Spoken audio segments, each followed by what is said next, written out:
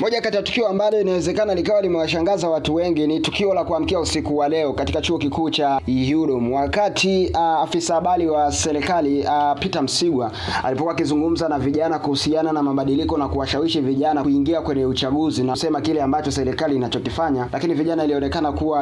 against na jinsi ambavyo yeye alivyokuwa anavyosema pale. Na zaidi sauti ambazo zilizokuwa zinasikika pale zilikuwa ni vijana wakitaka mabadiliko ya katiba, wakisema kwamba no reform no elections. Ndivyo kwa moja kati ya operation hiyo imekuwa ni moja kati ya slogan ambayo imewaingia watu wengi kwa wakati mfupi, kutokana na kile ambacho Chadema wamekuwa wakikisema kwenye kile mkutano ambao wamekuwa wakiufanya, na wamekuwa wanasema mambo mengi ambayo serikali inatakiwa kuyafanya, lakini wameshinda kuyafanya ipasavyo. Zaidi wamekuwa wakitoa ahadi ambazo zimekuwa hazina msingi usio mzuri. Na ukifuatilia zaidi kwenye mikutano ya Chadema, mambo ambayo yamekuwa yakizungumzwa, kwa mfano kwenye mkutano ambao ulipita, katibu wa chama cha demokrasia na maendeleo Chadema anazungumzia John Mnyika, alisema dhahiri namna na jinsi ambavyo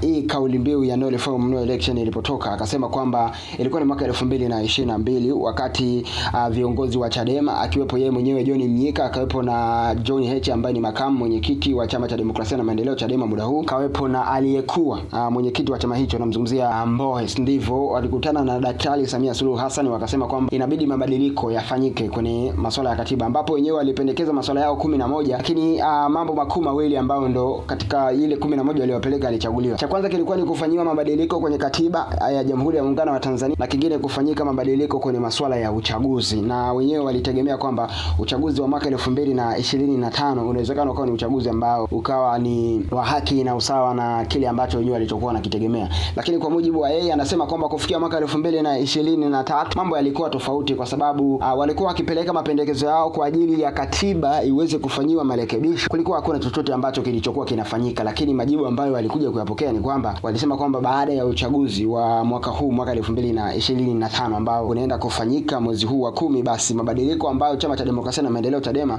wanayoyataka basi yanaweza yakafanyika. Lakini mambo yamekuwa yanaenda sivyo ndivyo. Na hapa juzi Chama cha Mapinduzi kilienda kupitisha ilani yao ya kuelekea uchaguzi ambao unaenda kufanyika muda huu, na moja kati ya watu ambao walisikika walisema kwamba alikuwa ni Hamisi Kigwangwala, ambaye alisema kwamba inabidi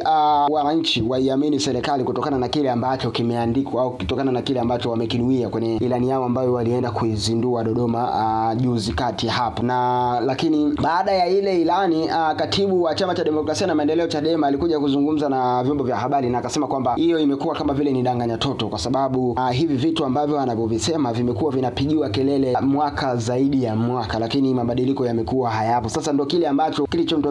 kilichomtokea afisa habari wa serikali anamzungumzia Peter Msigwa, wakati anazungumza na wanachuo wa chuo kikuu cha UDOM, akisifia namna ambavyo serikali ilivyojaribu kutengeneza mazingira mazuri kwa wanachuo na kuwashawishi vijana kushiriki kwenye uchaguzi ambao unaenda kufanyika. Lakini sauti ambazo zilikuwa zinasikika pale ilikuwa ni no reform no election, ambayo imekuwa ni operation ya chama cha demokrasia na maendeleo Chadema kuzunguka nchi nzima kuwapa ukweli zaidi kuhusiana na namna ambavyo serikali inachokifanya na namna ambavyo serikali imekuwa ikiahidi vitu lakini imekuwa haitekelezi pasavyo kama vile ambavyo imekuwa ikitegemewa. Ndivyo sasa vijana wameona kama vile wamelipokea, na posti mbalimbali ambazo zimekuwa zinapostiwa, kumekuwa kuna comment ambazo zimekuwa zinasomeka, especially pale ambapo viongozi wa serikali wamekuwa wakipostiwa kwenye akaunti mbalimbali. Ukiangalia zile comment zimekuwa zinaandikwa no reform no election, namna gani ambavyo Watanzania wanataka mabadiliko ili kusudi kwamba uchaguzi ambao unaenda kufanyika huo uchaguzi ambao una haki na usawa kutokana na kile ambacho wenyewe wanachokitaka. So wewe una maoni gani kutokana na hichi ambacho Peter Msigwa kimemkuta hapo jana kwenye chuo kikuu cha UDOM, akiwa kama vile alikuwa anazomewa na vijana wengi walikuwa wanataka mabadiliko zaidi kutokana na kile ambacho serikali imekuwa inakitenda tofauti na kile ambacho inakuwa inakiahidi. Ndivyo kama hujatusubscribe kwenye channel yetu ambayo TV on YouTube, basi make sure unafanya hivyo ili wakwanza kupata habari na matukio ambayo yamekuwa yana happen anytime kama haya ambayo yame happen. Na usisahau kutufollow kwenye ukurasa wetu wa Instagram, tunatumia kama Mbayu TV, lakini pia usisahau kumfollow Mr. Info JBZ kwenye ukurasa wake wa Instagram, anatumia kaya hiyo.